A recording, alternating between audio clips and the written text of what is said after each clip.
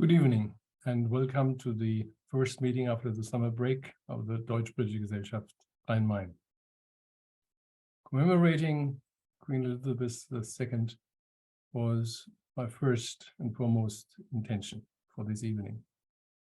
When thinking about what to state, I received condolences from a dear member. That is so touching that I decided to share it with you. Quote, although not British citizens, I and members of my family felt sad when the news of her passing away spread through the media. Elizabeth II came into my view for the first time in 1953, on the occasion of her coronation. I was 6 years old at that time, grew up in a devastated German city, did not understand the political or historic background of the event, but marveled at the glory and glamour of a beautiful young princess and her surroundings. A princess or queen from a fairy tale, something little girls dream of. In the course of years, the splendor of the queen's life lost importance to me, but as a personality, she always remained for me the face of Great Britain as the representative of her nation. During the last hours, every important has been said about the deceased queen by many important people. What should I add? As a private individual, I should like to express my sincere condolences to the British nation, to the mourning citizens, and to all those who were close to the Queen. May Elizabeth Windsor, who will be known in history as Queen Elizabeth II of the United Kingdom of Great Britain, Northern Ireland, and of her other realms, rest in peace. Unquote.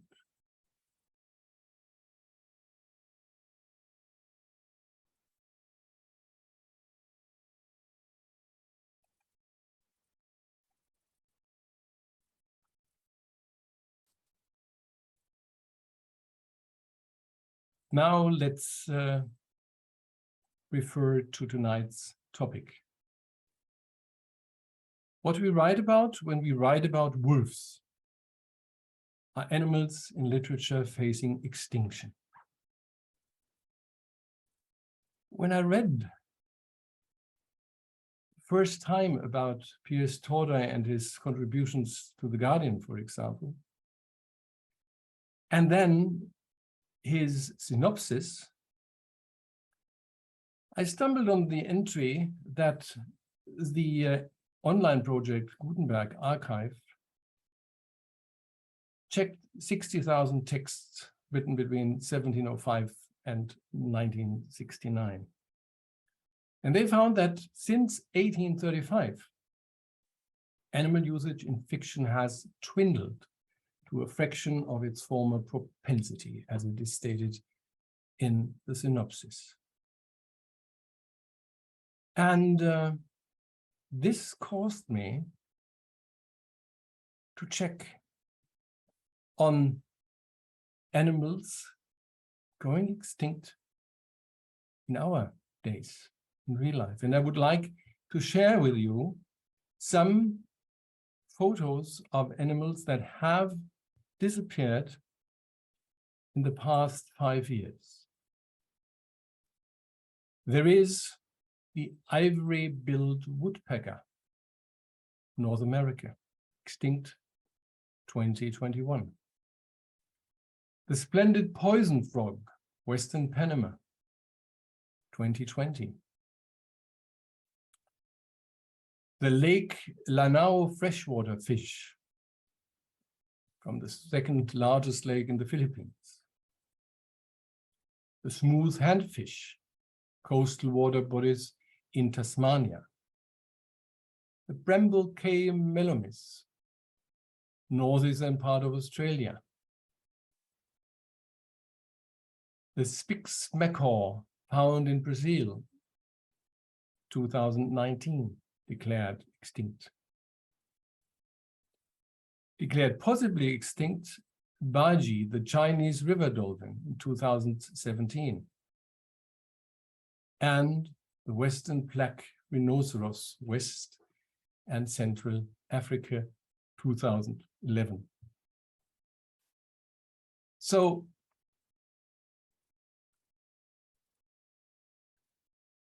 we may think at first that there is no relation, but there is, or might be. In her writing, Nina Cobblestone, a writer of non-human and animal rights champion, quotes Robert Macfarlane, also a writer, an essayist and critic. Thus, the presence of animals are essential in fiction, particularly children's, not only so that we can build empathy for these creatures, but also just so we know they exist at all. Just as nature's names are vanishing from the language of children, nature itself is vanishing. Forgetting is an easy way to lose things. As each generation becomes more at ease with less nature, we forget what it is that we've lost. Keeping everyday nature alive in the words and stories of children in particular, who are the ones who will grow up and decide that to save and what to lose seems to me vital, unquote. Piers Torday, who was director in film and in the world of theater, decided to write a children's book and to introduce animals in them. And the question is, why did he follow this path in his professional career?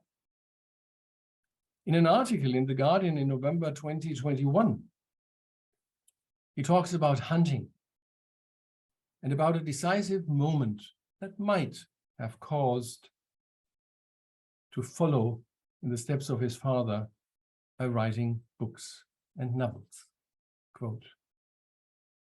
And of course, I couldn't take the shot. What on earth was I even thinking? I didn't feel as if I was looking at an elderly beast that needed to be culled, spectral. Silhouetted against distant cloud-topped peaks, he looked more like the faded ruler of an ancient kingdom. It looked into those eyes and laid down the rifle to the groans and of the Gilly and my companions. Another curtain of mist descended. When it lifted, seconds later, the stag had vanished.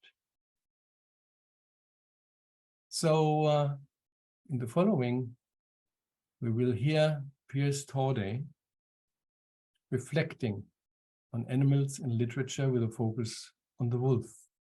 Piers, the floor, or better the screen, is yours.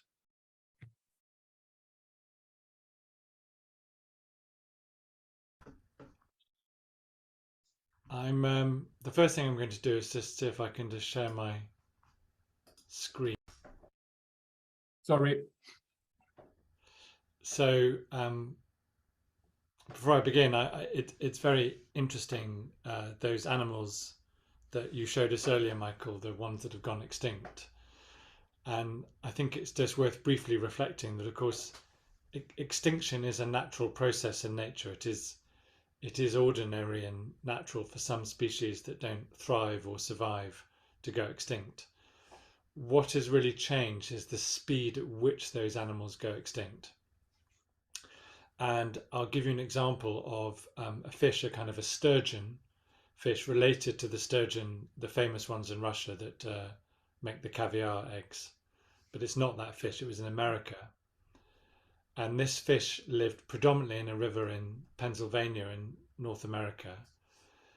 And through a combination of pollution from factories and overfishing, this fish went extinct in a single year. A single year it took for it to go extinct.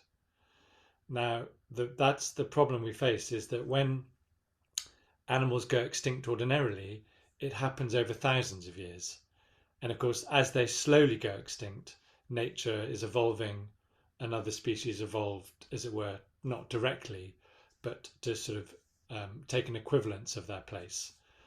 But when an animal goes extinct in a year, there is no way that nature can keep up. And what you're seeing with a lot of those animals you were talking about is that it's the speed at which they're going extinct. It's the acceleration.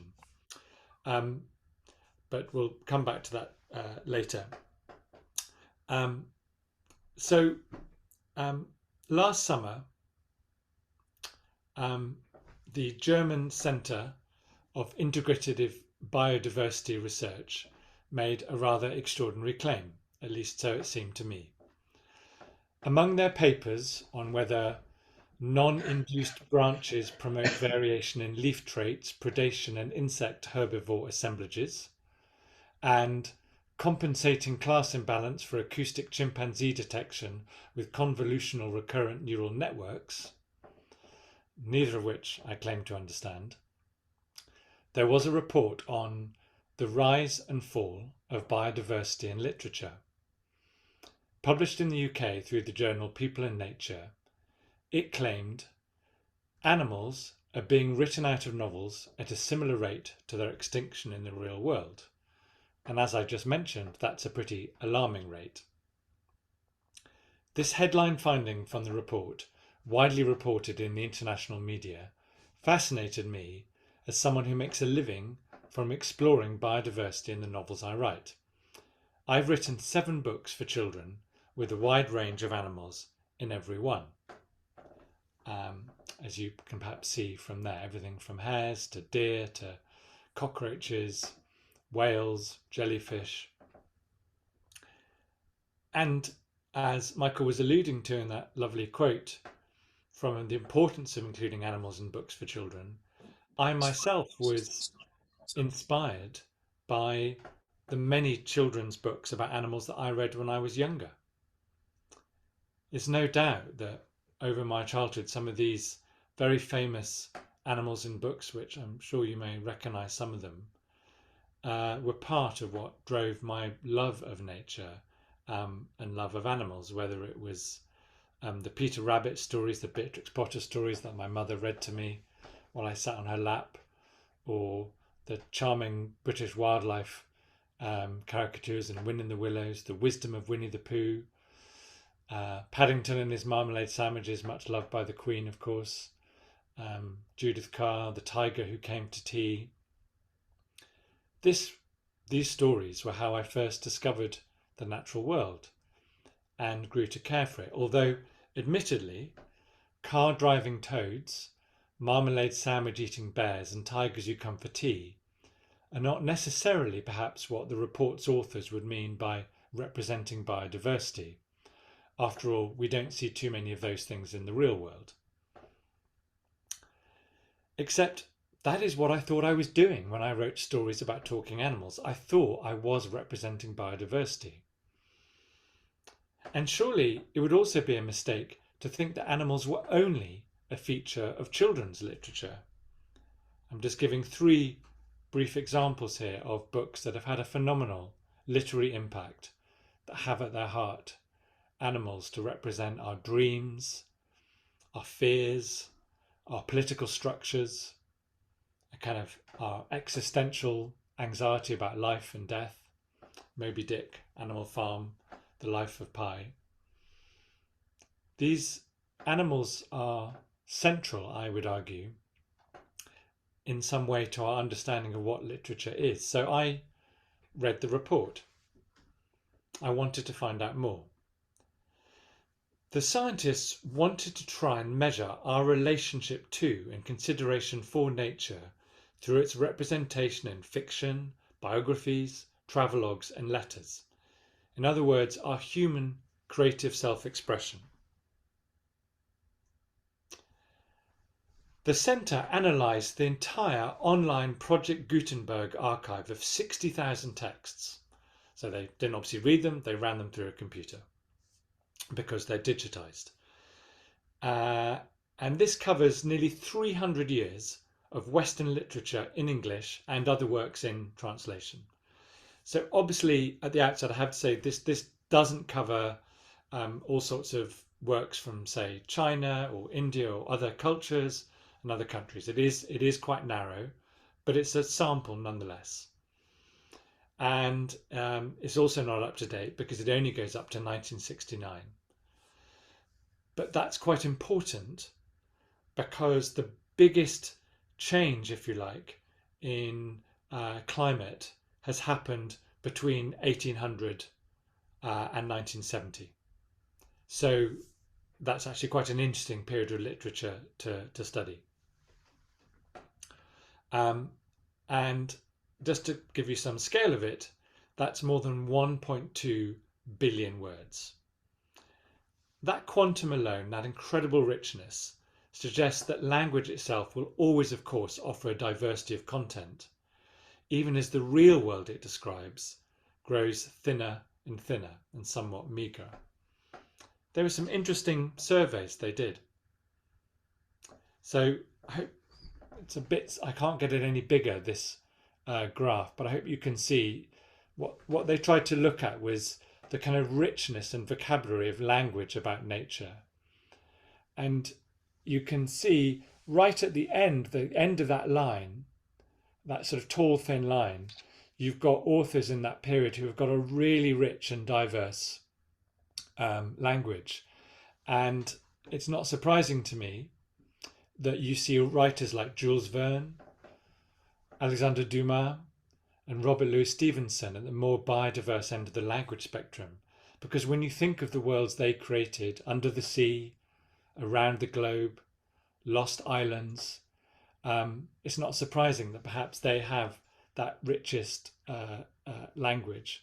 And it just shows you how, in a sense, biodiverse books can be when they choose to be, when they really choose to invent and imagine and reflect the richness of the world around them. The other interesting thing in the report was, and I'm sorry this is very small, but again I couldn't get any bigger, the language used, the density of word usage. So the words at the top of this chart are the words most used in the books they studied, and I'll read some of them out to you. Horse, tree, dog, bird, animal, grass, rose, beast, cat, bush, bear, cattle, coffee, wolf. They're the most used words. Right at the bottom, the least used words, starting from the bottom, lavender, panther, fig, lime, ape, turtle, and otter.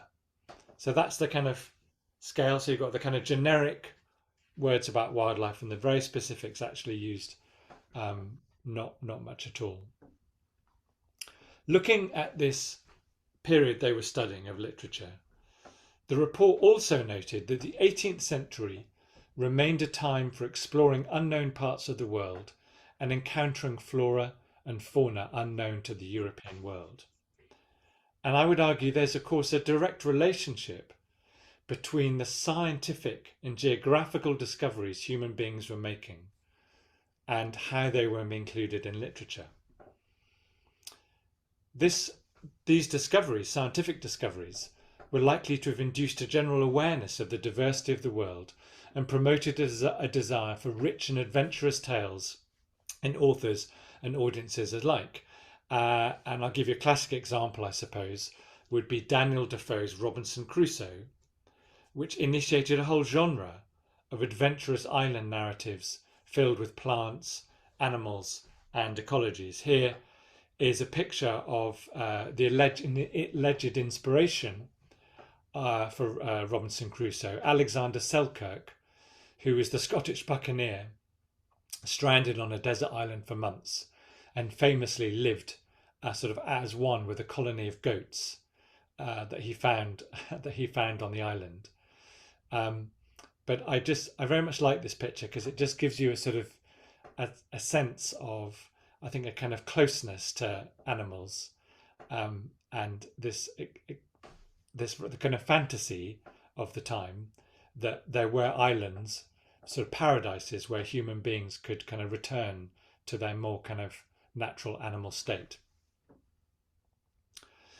But as time went on into the 19th century, the authors found that since 1835, animal usage in fiction, other than domesticated beasts such as horses and dogs, or what they call threat animals, such as bears or lions, had dwindled to a fraction of its propensity. So here's a very early text, an 18th century book, and you can already see that the human beings have always had a fascination with those animals that pose a threat to us. Here we are, panthers, leopards and tigers. That remains an enduring interest. People read books to, I think, often be slightly awestruck by nature or terrified. And here's, of course, the other preoccupation in early stories about animals. This book, A Present for a Little Boy, about a little boy riding his first horse. The other fascination human beings have always had are stories about horses and dogs. In other words, animals they can dominate or own or train to follow their bidding and bring into their orbit, and animals they can domesticate. Less so the wonders of nature. And in some cases, 20th century fiction took the idea of the threat animal to extreme levels. In the 1970s and 1980s, you might have been forgiven, if popular literature was any guide, for thinking the threat came from certain animals to us rather than the other way around. Of course, now we're moving away from these stories, the idea that, we're at risk from sharks, or that rats might one day take over from human beings, or that, the nightmare of a rabid dog in Stephen King's Cujo. I think those stories now would feel very out of time, because the truth is, rats are doing fine and dogs are doing fine, but sharks, as we know, are endangered in many parts of the world. And actually, Professor Christian Wirth, the study's senior author, argues that this change in literature, this decline in biodiversity, is no laughing matter, that it has implications for our overall response to the climate crisis, that we can only halt the loss of biodiversity by a radical change in awareness. And I think he's right, but not necessarily because animals have been written out of novels. I would argue, and I want to argue in this talk, that they've just been written in the wrong way. Like all such headline-making research papers, context is everything. I'm not sure that public domain books written in English only from a Western canon are fully representative of all fiction, but it is a significant sample, and we do need to pay attention to this report's findings, because the decline in actual biodiversity, as Michael was alluding to, is all too real. According to the latest reports from the United Nations and the World Wildlife Funds, we've not only lost 60% of animal populations since 1970, but over 1 million animal and plant species are at risk of extinction if we don't act now. So the World Wildlife Fund made a very short video that there's no sound, I'm just going to play it, because it really, I think, puts into context the sort of numbers that we're talking about. And the extent of the animal population, imagine if the human population fell by 60%. That's emptying the Americas, Europe, Africa, Oceania and Africa of people. And they studied all these different populations, 16,000 populations, and they found they'd all declined since 1970. And the reason is very simple. It's not to do with books. It's because we are consuming the world's resources so aggressively and relentlessly. It's to do with the amount of waste we produce, and it's to do with the amount of energy we consume. And it's just, these animals, they don't have a vote, they don't have bank accounts, they don't have a say. And, as we've seen with the animals that have gone extinct, once they've gone, they're going so quickly that they really are gone. They can't be replaced. And so it's really vital, I think, that the stories we tell ourselves not only reflect this, but in the next generation, give them the tools to, make a better world. So that's why I'm passionate about this, and that's why I think this really matters. So, what truly is the relationship between our imagined worlds on the page and the actual declining world we live in? In this talk, I want to examine how and why animals are represented in stories, and what that says, if anything, about how we view those animals in the real world. Has that profound sense of loss made animals more attractive to fiction writers? There's certainly no shortage of animals in my world of children's literature. My latest book, The Wild Before, has an all-animal cast led by a hare, and it's really following in a tradition of books such as Watership Down, which feature only animals to draw attention to their urgent plight. And in the UK, this past year alone has seen critically acclaimed children's books about a stranded polar bear, a Greenland shark, and birdwatching, to name but a few. So as far as children's books are concerned, I would say animals are not dying out. I would say they're coming back, and how? It's no coincidence that the early children's classics of anthropomorphism, like The Jungle Book, The Wind in the Willows, and the Beatrix Potter books, emerged out of the Industrial Revolution and that first huge jump in biodiversity decline. It's a strange paradox that the less connected we are to other species, the more their mystery and appeal deepens. Do you think that Judith Kerr would have invited a tiger into a kitchen for tea, or Jan Martel set one sailing across the ocean in The Life of Pi, if encounters with these endangered creatures were commonplace? What would be the point in writing a book about it if we did it every day? Would the bestiary of fantasy creatures from Tolkien's wargs to George R.R. Martin's direwolves in the Game of Thrones have captured our imagination if real wolves weren't so absent from our landscape? And it's that last animal I want to focus on. To properly survey the range of animals in literature is the work of a lifetime, and certainly not something we could hope to discuss in any satisfaction tonight. But I would argue that perhaps not many animals have featured as often and constantly in literature as a symbol of the wild as the wolf. It's a species that saw its numbers radically decline in real life over the last 200 years, but beginning to creep up again recently thanks to conservation efforts and rewilding. By looking at one animal that features heavily in literature and conservation efforts, we may not be exploring the limits of biodiversity, but I'm going to argue it's not the number of animals you mention in a book that matters, it's how you write about them. I want to explore what we really write about when we write about wolves.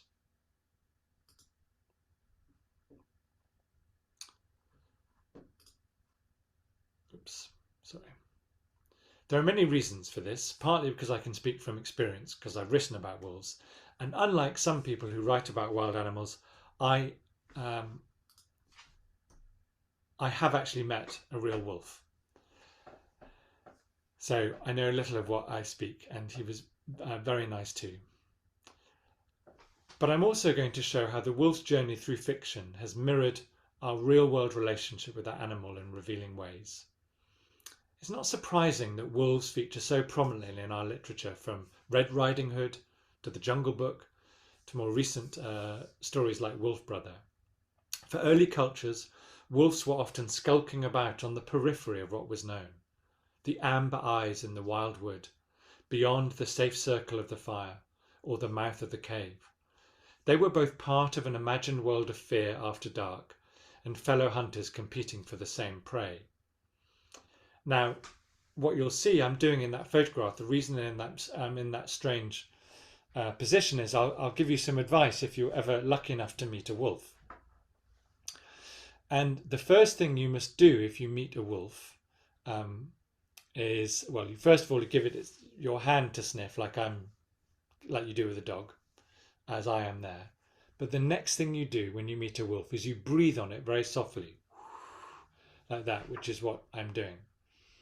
And you must make sure before you meet a wolf that you've had some meat, like a cooked breakfast. If you're a vegetarian, maybe an egg, some kind of animal protein.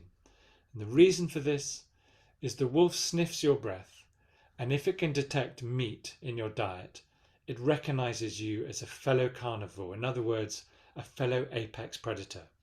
That doesn't mean it's necessarily going to see you as a friend, but it certainly sees you as an equal. Because that essentially is the beginning of our relationship with wolves. As we go back in time to see their very earliest mention in human stories.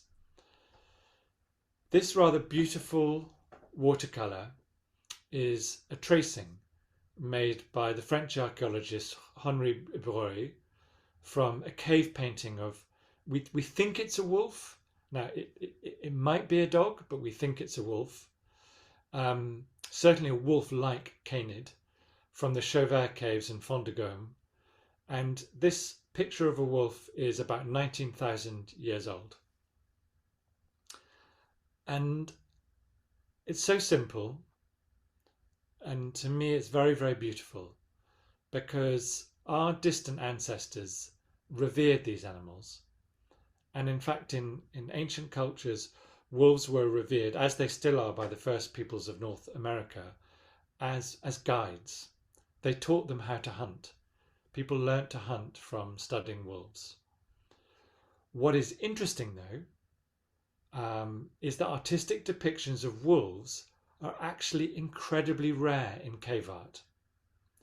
Lots of pictures of deer and bulls, like this famous one from Spain, but actually not many of wolves, although there were plenty of wolves around at the time. Why is this? The late anthropologist and author Anne Pike Tay speculated that wolves might have in fact been placed in a completely different symbolic category from other animals such as bison or deer. What if they were put in the human family category as an extension of the hunter, and like humans warranted no or very few painted or engraved depictions? She wondered. And in fact, it's thought that original painting, the one I just showed, is from a time when wolves started to become domesticated and diverge into the dogs of today. In other words, when humans were at our very closest to wolves, a type of wolf that ironically, the Pleistocene wolf that's now extinct, they were almost entirely excluded from our stories because we didn't need to write stories about them because they were part of our lives. They were our equals. Because if that picture is of a wolf, it's of a wolf at a time of climate change. The earliest climate change, when hunter-gatherers begin to move out of the caves and form, agricultural societies, and the world starts to change for everyone. Over time, it's thought, it's unclear, it's much debated, so I'm not going to get into the debate, but to sum it up, that it's thought that some wolves, perhaps weaker ones, less good at hunting, grew nearer and joined the campfire circle, hungry for scraps and warmth. It took 10,000 years or so, but these wolves would be selectively bred into what have become today's domesticated dogs. Every dog, whether it's a Shih Tzu or a Great Dane, shares 98% of the same genes as a wolf. And I think sometimes when people read a fictional depiction of a wolf, what they're seeing in their heads is a wilder, older version of a domestic dog. And I'm not entirely sure that's what wolves have always been. But, and in doing so, it's that funny thing where they are a threat animal, but they're also the opposite. They're relatable. they're an animal that we might be scared of, but they're also an animal that we partly want to sort of cuddle up to and put on our laps. That's important you don't make that mistake though, because unlike a Shih Tzu, a wolf can run up to speeds of 40 kilometers per hour and has a bite of 1,500 pounds per square inch. And in real terms, a wolf's bite is more powerful than a great white shark or a grizzly bear.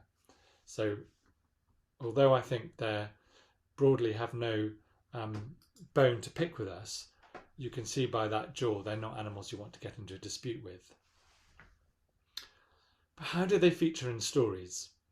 Well, one of the earliest examples of a wolf used in stories comes with Aesop, the ancient Greek storyteller. He may or may not have been one person, but he's credited with a series of fables written around 620 to 524 BC.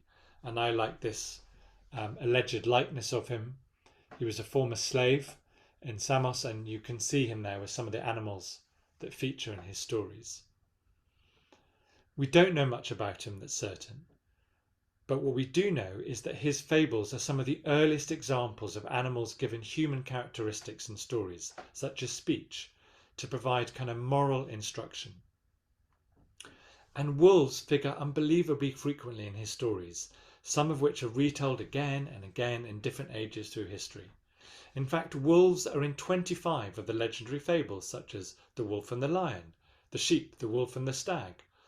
And the wolf is nearly always given the sly voice of the cunning trickster, invariably trying to get his paws on an innocent lamb through deception, feints and impersonation, such as this one, the wolf and the shepherd.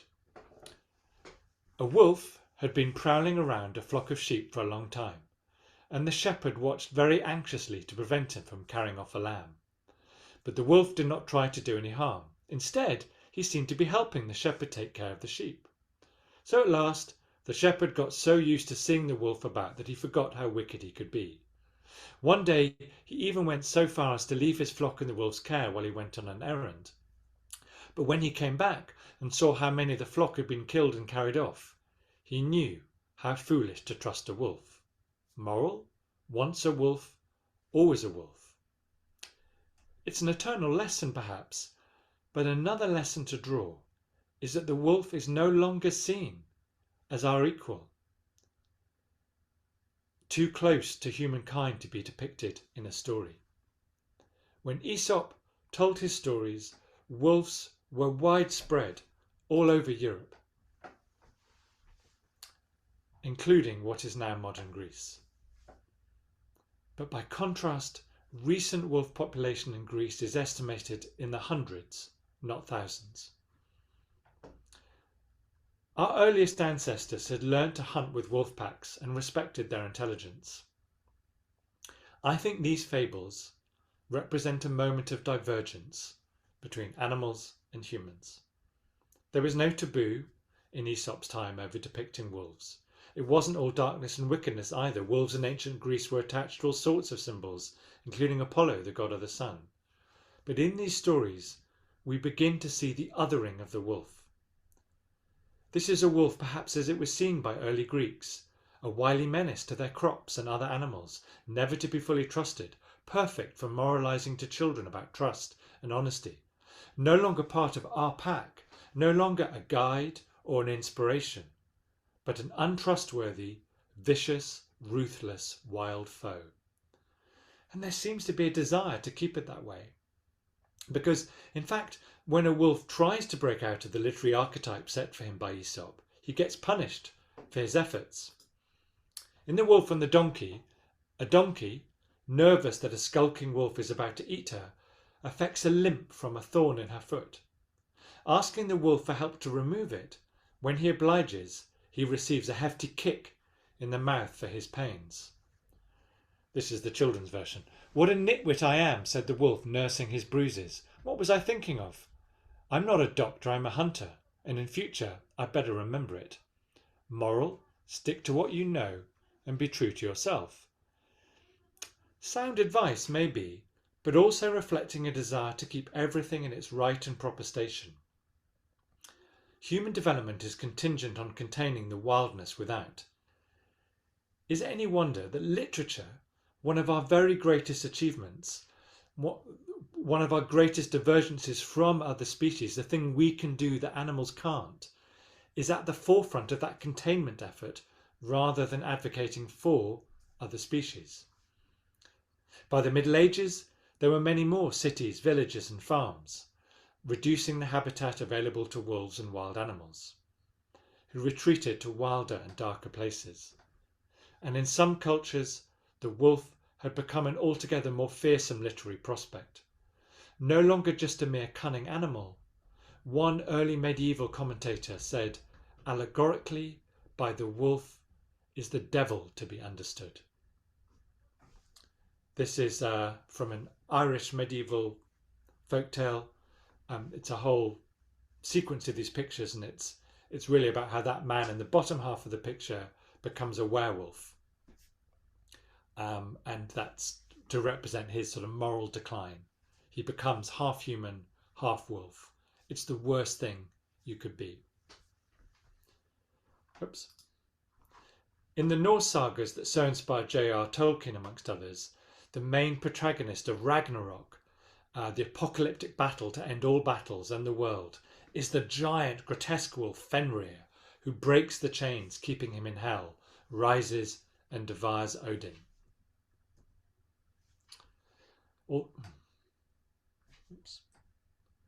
Although at first sight he is a far cry from Aesop's naturalistic animals, the wolf will swallow the sun, and the mankind will think it has suffered a terrible disaster.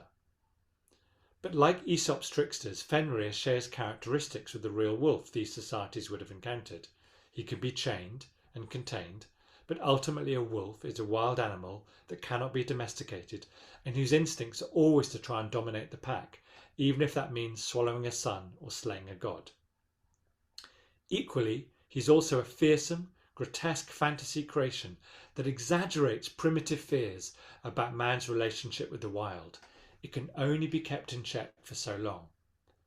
And of course, there is no more famous medieval literature about a wolf than the one known most commonly to us all as Little Red Riding Hood, first ascribed to Charles Perrault in the 17th century and later popularised by the Brothers Grimm in the 19th century. The wolf in this tale is different to the anonymous trickster wolves in Aesop's tales or the mythological fantasy of Fenrir, but combines elements of both. Here is a real wolf met by a little girl in the middle of the woods. He is a real threat as a dangerous wild animal, but also a development, because something interesting happens here. The wolf ran straight to grandmother's house and knocked on the door. "Who's there?" "Little Red Riding Hood," said the wolf. "I've got some cake and wine for you. Open the door." Now this is a very different development. A wolf who eats cake and wine? A wolf who dresses up as a grandmother in clothes? It sounds like one of Kenneth Grahame's darker creations for Wind in the Willows. And a wolf who can dress up and impersonate a human being is one step up from a wolf pretending to be a sheep. And at this point, I think something's changed in the way we talk about animals in books. Is this wolf even a wolf at all? This story may be about all sorts of things: puberty, sexuality, desire, mortality, but the one thing I'm pretty sure it's not about is wolves. At the same time as Little Red Riding Hood is being told in taverns and round fires and scaring children in their beds, the wolf population of Europe is beginning a steep decline.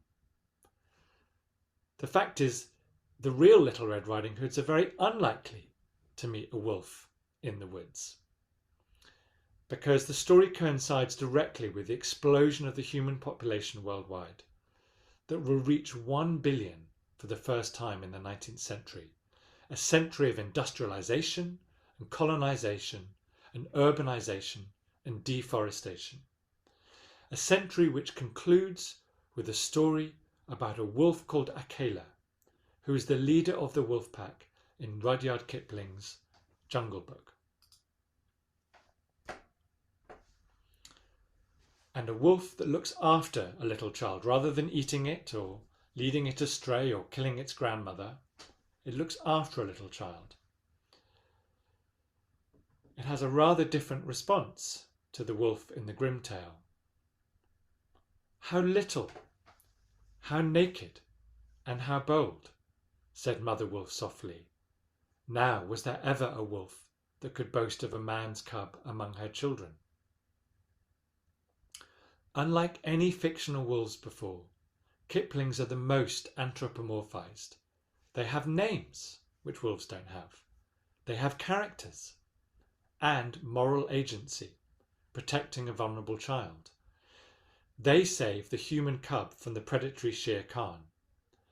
And this is the upside down world that we're now living in, where it takes a tiger in a story to make a wolf seem friendly. And as you can see, there is a brilliant dichotomy at play here, because female wolves are good mothers. They are devoted parents to pups that are born deaf and blind. This wolf is also, I would argue, echoing a kind and decent Victorian middle-class mother.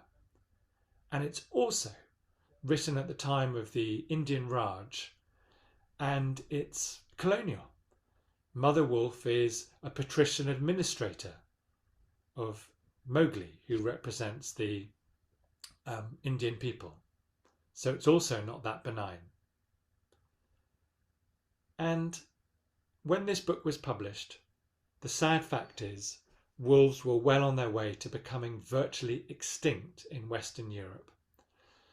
The last recorded wolf in France was shot dead in 1927, with the remainder eradicated by 1930s, often through poisoning. They are coming back now. These are the famous wolves of Paris, who are seen on the city's perimeters.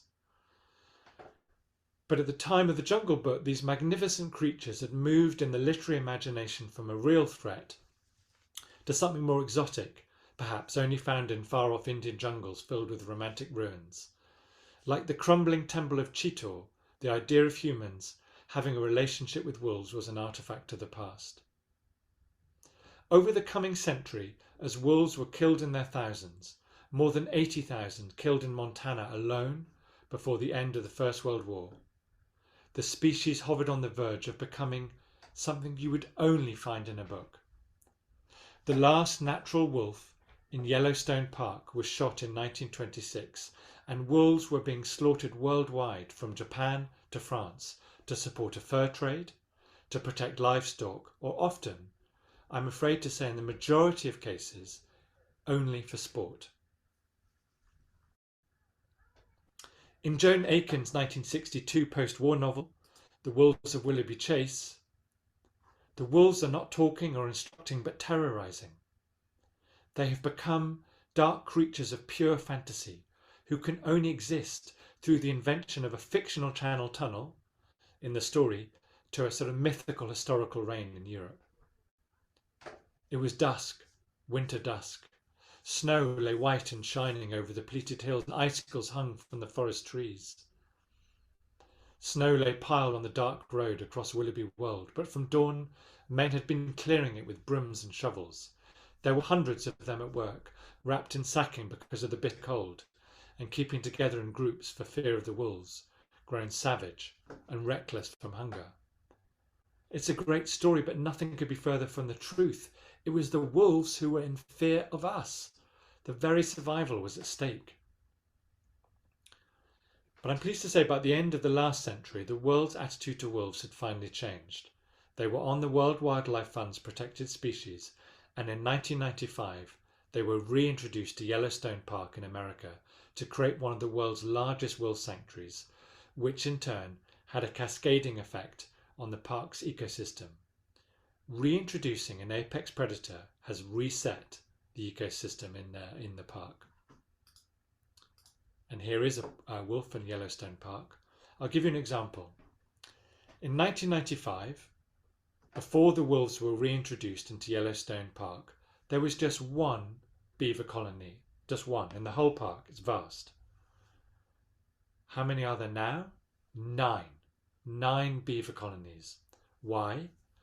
Because the wolves manage the elk population. Not just by killing them, but keeping the pressure on them. The wolves forced the elk population to move around the park, constantly under pressure from a predator. And this meant that the elk couldn't do what they had been doing, which was just standing, because they didn't need to go anywhere, and destroying whole stands of trees, whole stands of willow trees. And of course it's the willow trees that the beavers would use to make their dams. But there weren't any willows because the elk would just had free rein and ate to their heart's content. Introducing the wolf against people's expectations has reintroduced a balance. They keep the elk in check, which in turn allow the beavers to thrive, who manage the river, and that means that more fish have returned to the river, and so on. There's a restoration effect going on. And at the same time, a novel was published that seemed to reflect our changing attitude to the disappearing wild and wolves in particular. And it did so by setting the story right back to the beginning, 6,000 years ago, in the New Stone Age, when humans saw wolves as closer to their equals. Wolf Brother by Michel Paver tells the story of a young boy, Torak, on his own in the wilderness, like Mowgli, I suppose. He also forms a relationship with the wolf, only this time the wolf is a cub his age, and he doesn't speak, not in a human language at least. They learn to communicate and survive the terrors of the primitive wild as equals. Torak didn't know how to say mountain in wolf talk, so he guessed, gesturing with his head and asking in the low, intense yip and yowl, which forms part of wolf talk, if the cub knew the way. Nothing in its movements told Torak that it had understood his question. It was simply a cub again. Or was it? We seem to have come full circle in understanding how we write about wolves. The didactic impulse in Michel Paver is all about understanding and respecting the real wild animal. Its diet, habitat, pack behaviour, all very modern, environmentally conscious stuff. And yet, by setting the tale at the dawn of human civilization, we're also harking back to a fantasy past, when animals were once our allies in ways they no longer are. I would suggest that when we write about wolves, we are only ever writing about ourselves. Wolves are unknowable. Their ebbs and flows in human existence are reflected on their page, but not their true nature or being, which is almost impossible to capture. Wolves are only one animal, but as an apex predator and key species in conservation efforts across the world, a revealing marker in the biodiversity literature debate. It is far from clear that being in a human story is good news for another species. If anything, it might be the opposite. Now, Michael, how are we doing for time? I have a few more things, but I could also stop there. But go on. Okay. So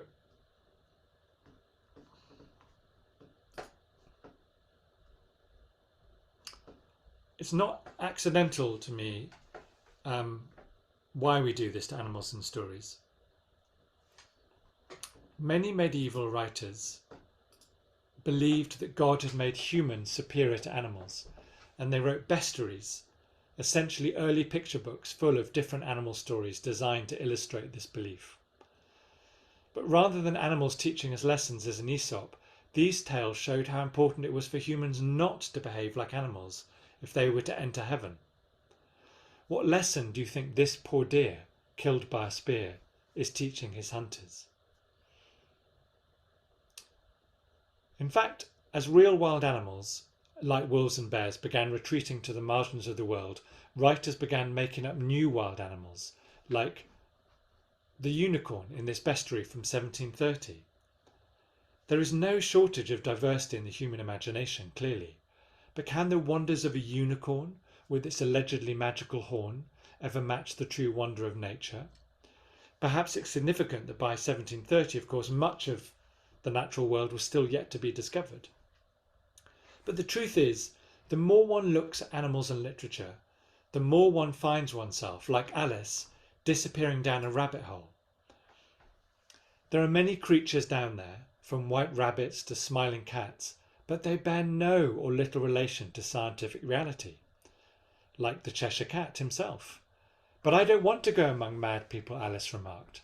"Oh, you can't help that," said the cat. "We're all mad here. I'm mad. You're mad."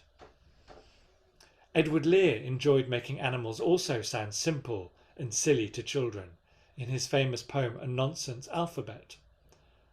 D is for duck. D was a duck with spots on his back who lived in the water and always said quack. It's charming. But after a while, the relentless anthropomorphism and reductive use of other creatures in literature begins, to my ears, to sound like an attack. In the 20th century, the age of the aeroplane, the skyscraper and nuclear bomb, humans lived more apart from animals than ever before. So perhaps it's not surprising that some writers like Kenneth Grahame write almost as if it is impossible to conceive of animals who don't wish to behave exactly like miniature capitalist human beings. This is from Wind in the Willows. "Heard the news?" Rat said. "Toad went up to town by early train this morning, and he has ordered a large and very expensive motor car. It's wonderful. I loved this story as a child, but it's quite a strange way to introduce children to nature, because that's the last thing a toad is ever going to do." A. Milne might have been inspired by Aesop in making his bear character Winnie the Pooh a philosopher full of life lessons, but at least in a way this presence of Pooh living in the moment is a philosophical insight. Animals tend not to grieve the past or fret the future. They, like Pooh, live in the now. Could this possibly be an example of a writer allowing the presence of animals in a book so the reader can reflect on what it means to be human? "What day is it?" asked Pooh. "It's today," squeaked Piglet. "My favourite day," said Pooh. I sort of think in a way that gets closer to how animals think, funnily enough.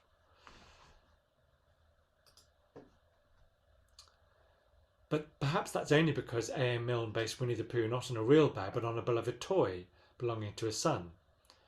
He's no more writing about actual bears and piglets than Judith Kerr is suggesting that if a tiger came for tea in your kitchen, the results would be anything other than catastrophic.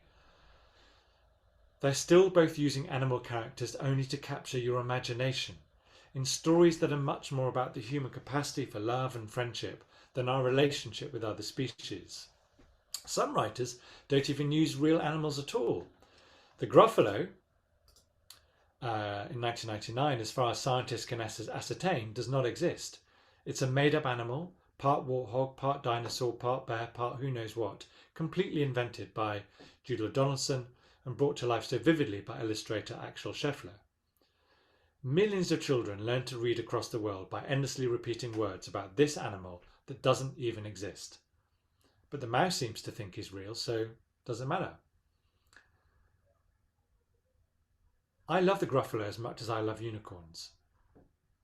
But are they increasing awareness?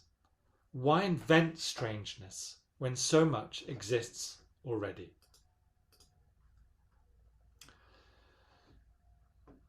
In fact, we can forgive, I think, the moral imperatives of our distant ancestors and perhaps the casual disregard of our near ones.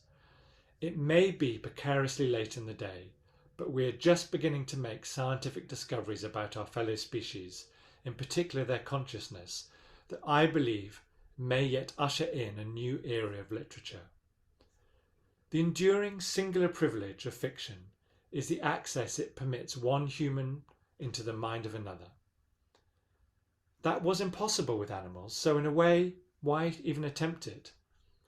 But I would suggest that novelists ignore the latest scientific discoveries about non-human consciousness at their peril. One day, there will be a novel that successfully incorporates Peter Godfrey Smith's findings about the animal mind in his best-selling Other Minds, the octopus, the sea, and the deep origins of consciousness, exploring an octopus consciousness that is uncannily personable without being human. He discovers, amongst other things, that an octopus has more neurons in its arms than in its brain. I hope one day someone will write a story that allows us what it might be, what it might like to be, having more thinking power in our limbs than our head. Once we start exploring what seemed impossible, the unknown frontiers of other consciousnesses, there might even be useful transactions between fiction and science. One of the most revelatory popular science books of the last few years has been Entangled Lives. Entangled Lives, How Fungi Make Our Worlds, Change Our Minds and Shape Our Futures, by Merlin Sheldrake, which explores literally the world beneath our feet, the wonders of the mycelium network, which asks, amongst other questions, are fungi conscious? It's an extraordinary book, and if you haven't read it, I really commend it to you. It's about the whole root network of the earth and how scientists have done experiments which show that even though mushrooms don't have consciousness in the way we do, they do respond to stimuli and light, and they make plans and they communicate with trees. And in this book he writes, anthropomorphism is usually thought of as an illusion that arises like a blister in soft human minds, untrained, undisciplined, unhardened. There are good reasons for this. When we humanize the world, we may prevent ourselves from understanding the lives of other organisms on their own terms. But are there things that this stance might lead us to pass over or forget to notice? And for me, as someone who writes about animals in books, this is the greatest prize of all. The idea that the human imagination, rather than diminishing the wonders of the natural world through projection or simplification, might enlarge them. That by daring to imagine the impossible, that mushrooms have feelings or that trees can talk, we might not develop not only a greater empathy for all life forms, but a more profound understanding of them. I wonder that Merlin Sheldrake, did he once read a story about how maybe mushrooms could think that shaped his work as a scientist?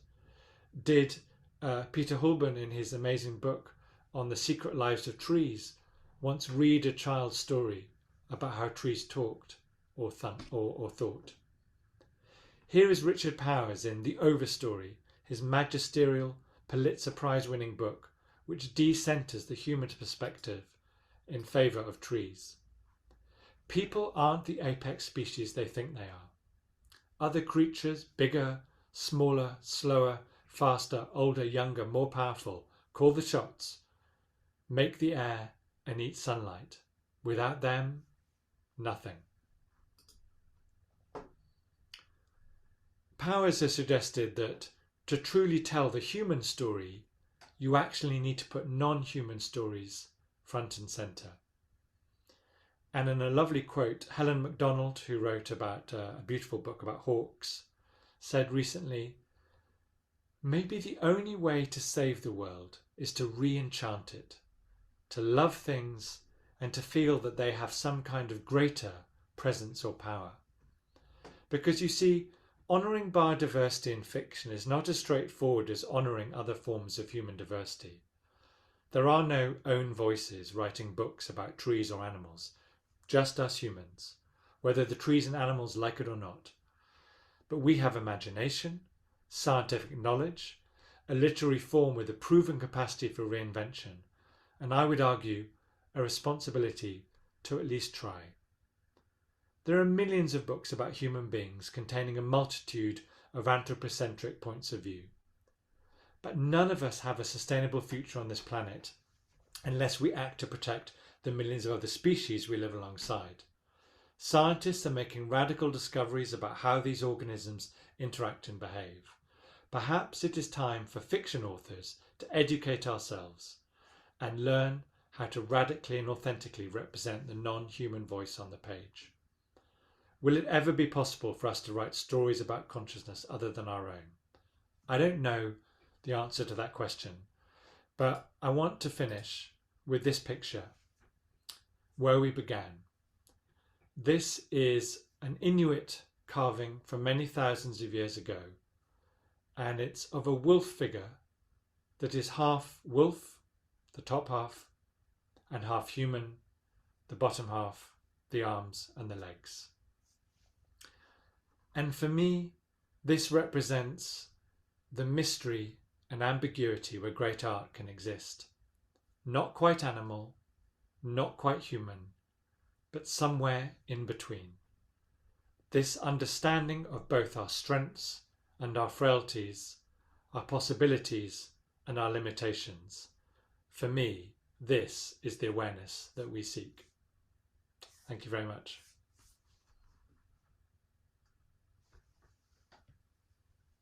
Dear Piers, it is to applaud this comprehensive, picturesque, marvelous, thought-provoking talk on animals in literature. Amazing. And we all of us thank you for this insight,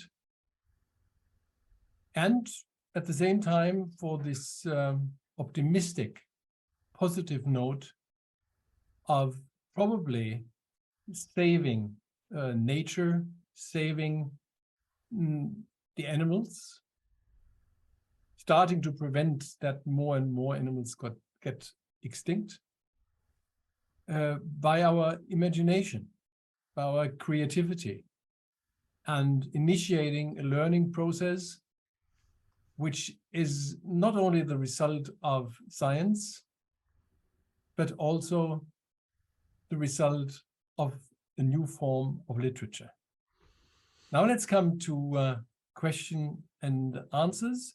You have at the bottom Reaktionen, reactions, and if you press this button, you will see Handheben, raise your hand, or you could forward via chat the question you might have. Please. Yes, Dr. Hünemann. Yes, I have a question which you haven't mentioned. We have mass husbandry.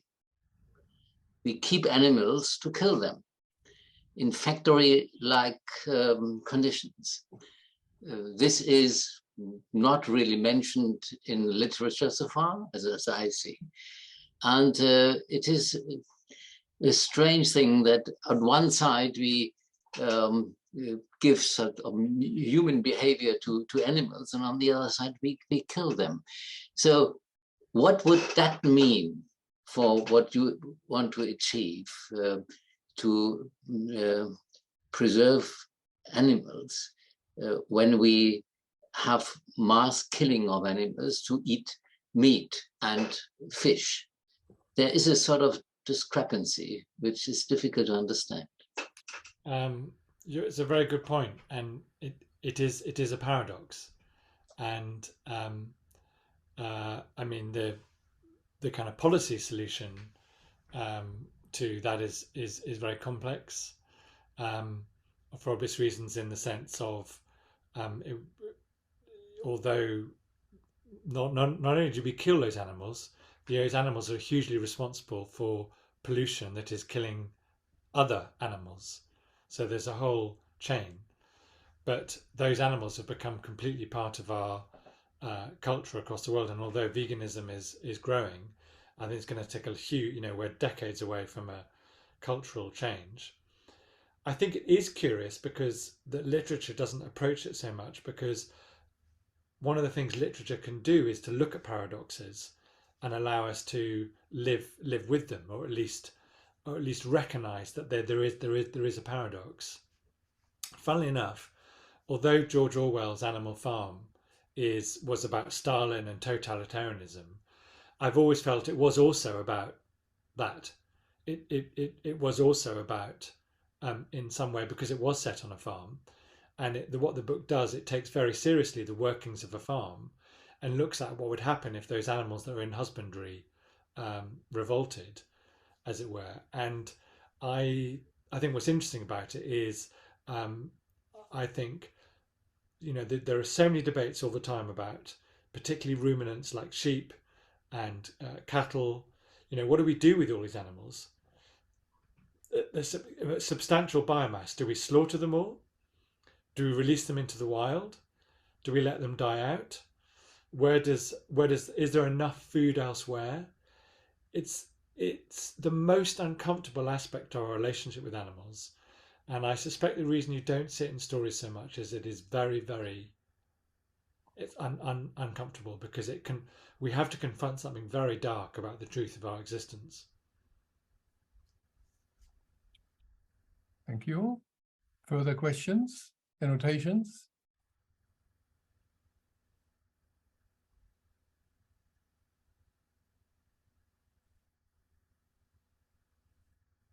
Susan. That was absolutely fascinating. Just a moment. Let me see if I can get my video going. There we go. Thank you very much. That was fabulous. I loved the way you approached the subject as well, the topic. Much of my work is done in film and video and games, and this is a very strong point. I mean, one or two of the examples you took obviously have been filmed, and so in terms of literature, obviously there's not as much being read anymore as there is being watched and being seen. I wonder if you've seen the documentary called My Octopus Teacher. Yes, wonderful. You have, because that was quite extraordinary. I was brought up in the Cape, in Cape Town, and this was very much a part of our lives, was the seas and what was in the sea, and that was really quite extraordinary. Do you think that there's a way that, or can one calibrate the effect that this is having on younger people, let's say the younger generations, millennials and what have you, if they're only seeing these things perhaps in context of video games, computer games, or film and video and that kind of thing, television, streaming. Do you think that there is enough? Is there enough out there to perpetuate the move from the Anthropocene, as we're seeing it at the moment, to what one of my a very young and rather interesting young lady called Asha J calls the Henocene, which is the age of unity, because without unity we will not, going back to your mushroom, we will not be able to save the planet unless all of us do it together.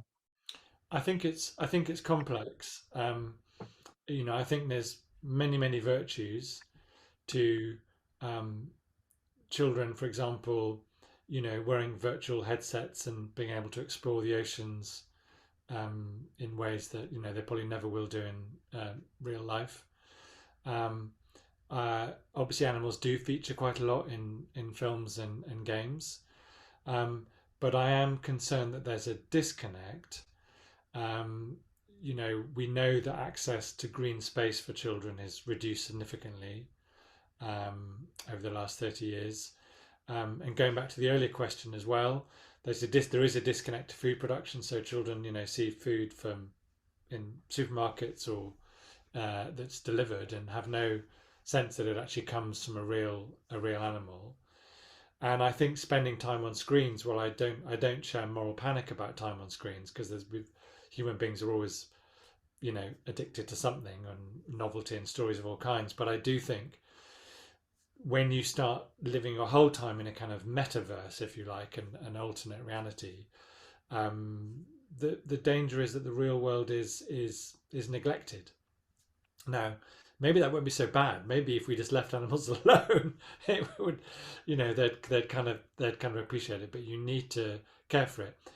By the same token, from Greta Thunberg down, some of the most passionate campaigners against climate change are children. I visit schools all the time talking about my books to animals, and you will never meet people more passionately concerned about other species than children.